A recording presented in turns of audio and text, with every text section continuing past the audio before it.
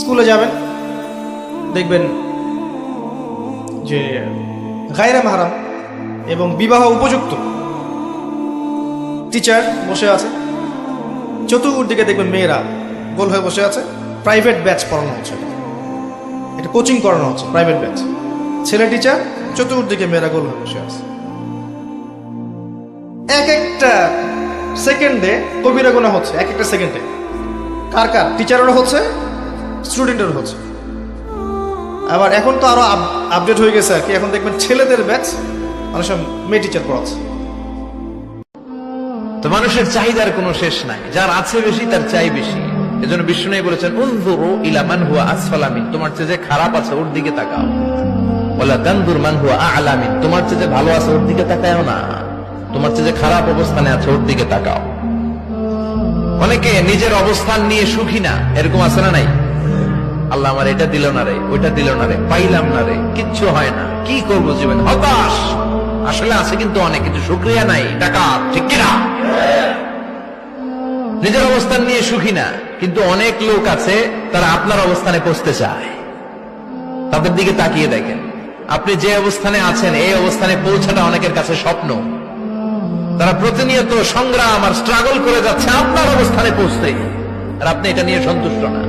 একটা যুবক সামান্য টিকটক ভিডিও বানাবার জন্য প্রতিবন্ধী হয়ে যায়, প্রতিবন্ধীর মতো ভাবসাব দেখায়। আর কিছু কিছু মেয়ে সামান্য কয়েকটা লাইক, কমেন্ট, ভিউ পাওয়ার জন্য নিজের উলঙ্গ ভিডিও টিকটকে আপলোড করে বেড়ায়। প্রিয় বোন আমার, আপনি একদিন মরে যাবেন, একদিন আপনি শেষ হয়ে যাবেন। কবরে আপনার দেহের চামড়াগুলো মিশে মেছাকার হয়ে যাবে, বাট ওই যে ভিডিও আপনি বানিয়েছিলেন ওটা থেকে যাবে। আর যুবকরা ওই ভিডিও দেখে মজা নিবে। যতবার তার চোখ আপনার দেহে পড়বে ততবার জিনার গুনাহ আপনার আমলনামায় অ্যাড হয়ে যাবে, ঠিক কিনা বলা? হাক্কা তুকাতিহ, যেভাবে আল্লাহকে ভয় করা উচিত, যেভাবে আল্লাহকে ভয় করা উচিত। আমি তো বুঝাতে পারতেছি না আপনাদের সিচুয়েশন। এখন একজন মুসলিম বোন কেন, ওদের কারাগারে শত শত হাজার হাজার আমার বোন আটকানো আছে, ওদেরকে তারা নিয়মিত ধর্ষণ করে, আমরা কিচ্ছু করতে পারি না। আরবের চারপাশে হাজার হাজার নেতা বসে আছে, কিচ্ছু করতে পারে না। একটা ডেলিগেশন টিম তৈরি করতে পারে, একটা ফোর্স তৈরি করতে পারে না, ওদের পণ্য বয়কট করতে পারে না, ওদের প্রযুক্তির মতো উন্নত প্রযুক্তি তৈরি করতে পারে না, ঐক্যবদ্ধ হতে পারে না, সামরিক অভিযান করতে পারে না। অথচ ফতোয়া কার কাছে ফতোয়া নেবেন? কোন মাযহাবে যাবেন? হানাফি, শাফিঈ, হাম্বলি, মালিকি, যে কোনো মাযহাবে গিয়ে ফতোয়া নেন।